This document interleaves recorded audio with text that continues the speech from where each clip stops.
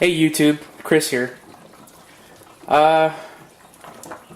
This topic is gonna basically explain the basics and the fundamentals of bullet lubing, or pan lubing as it's called. And I'm gonna show you, number one, what my formula is that works for me, and give you a brief introduction and show you how it's done. So basically, my formula is 1 pound of paraffin wax.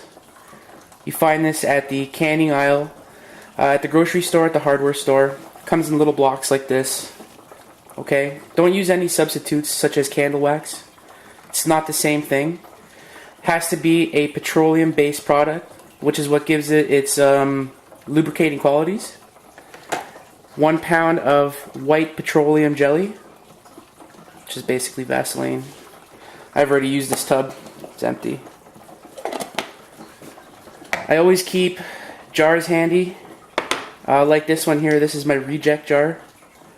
I'm going to show you some bullets that I've cast as well. You're going to need a turkey baster. These red pans here are for baking. They're made out of silicone, okay?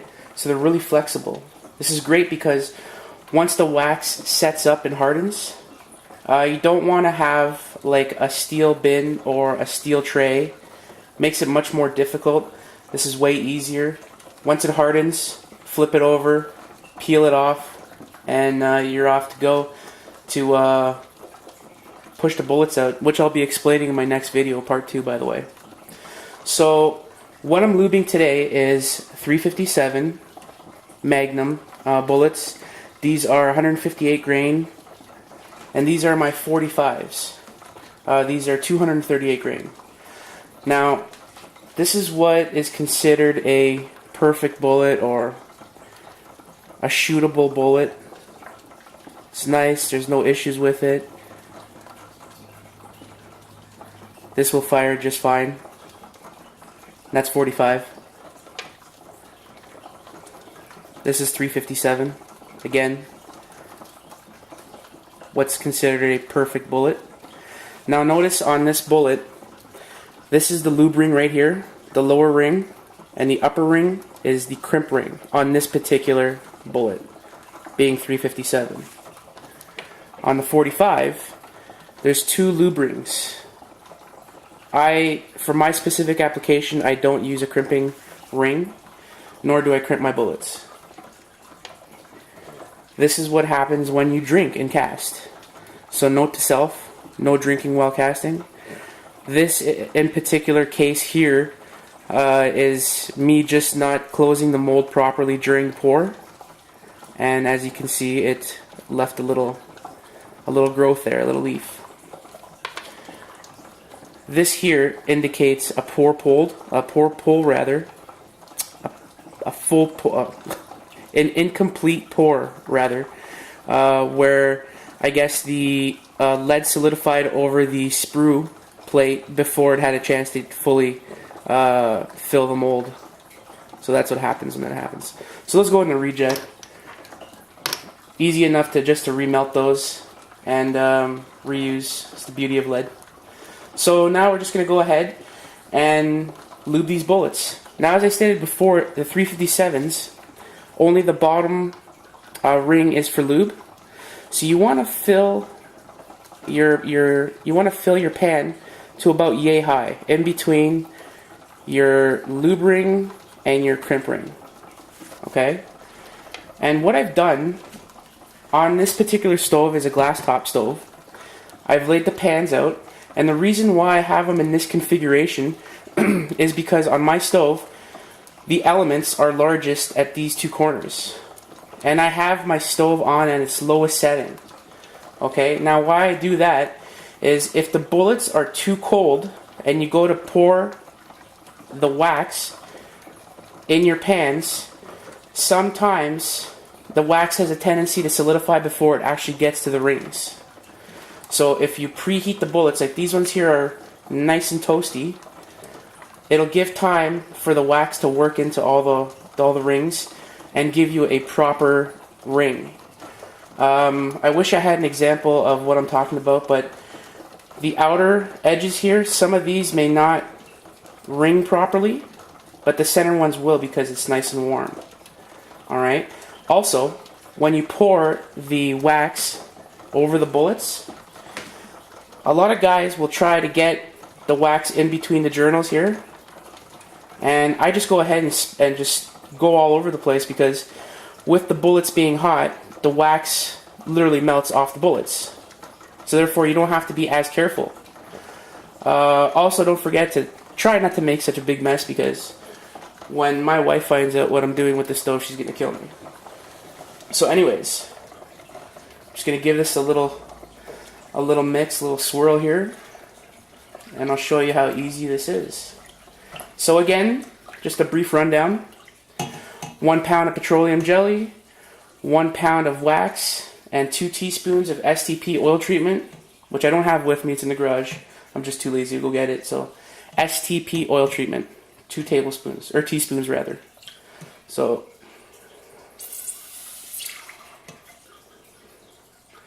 soak some of it up and start pouring it in.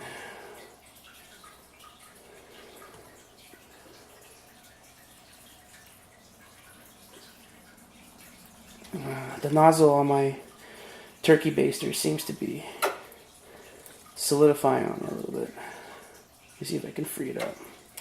That's better.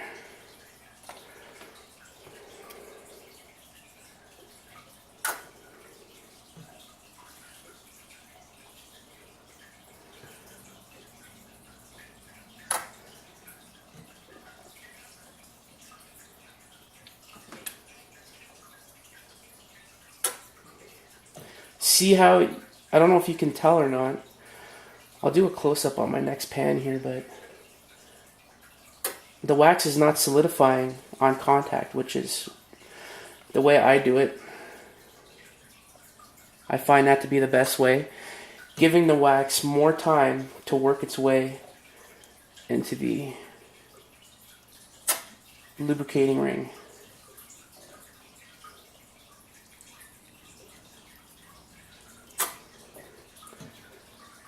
Okay, those look like they're filled properly.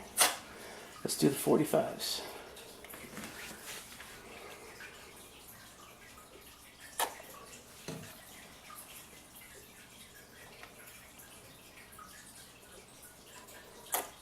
I'm going to move the camera here so you can get a better angle at what I'm doing.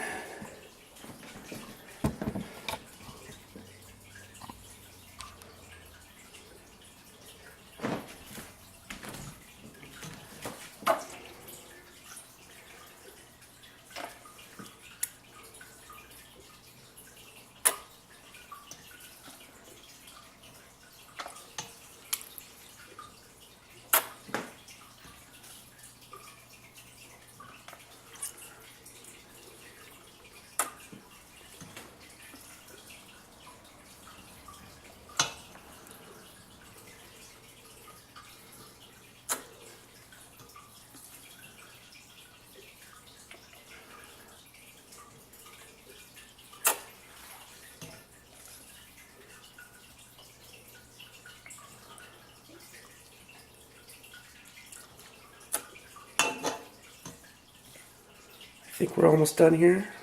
Maybe one more up here.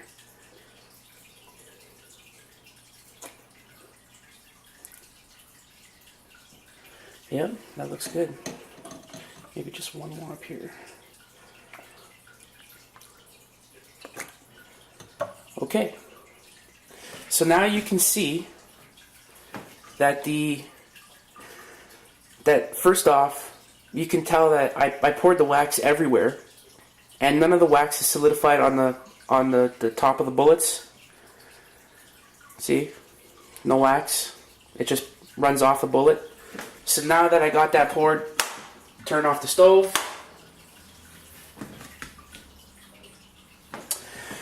And so basically now I just gotta wait overnight for that to set. And in the morning or following day, whenever you get to it, you go back and you start pushing them through. And I show you how to do that on part 2 of this series. So hopefully that helps out, guys. Show you some more rejects, other things that I come across while casting. Again, an incomplete fill of the mold. You can see the back end there, it's completely rounded. That's no good.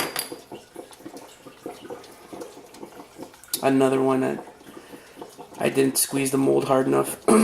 Also, there seems to be some distortion around the rings. Can you see that there? I believe that's due to a cold mold, or a mold that hasn't come up to temperature yet. That's a mold that's too hot. See the back end, how it flared out like that? That shows that the mold was, the lead rather, was so hot that it actually squeezed between the mold and the sprue plate. So that's where you have to cool down your mold. I use a sponge on a plate. Again, you're going to get lots of imperfections. It's just part of the game. And 357. Not closing the mold properly. Alrighty. Check out my other videos. Lots of firearms related topics. I'm going to try to bring you guys more things as time goes on. I'm no professional by any means. I'm a hobbyist. The only reason why I do this is to try to save money, and I find it to be fun. It's relaxing. It's old school, and I get a real kick out of doing it. Alright, so if you have any questions, just ask. Later.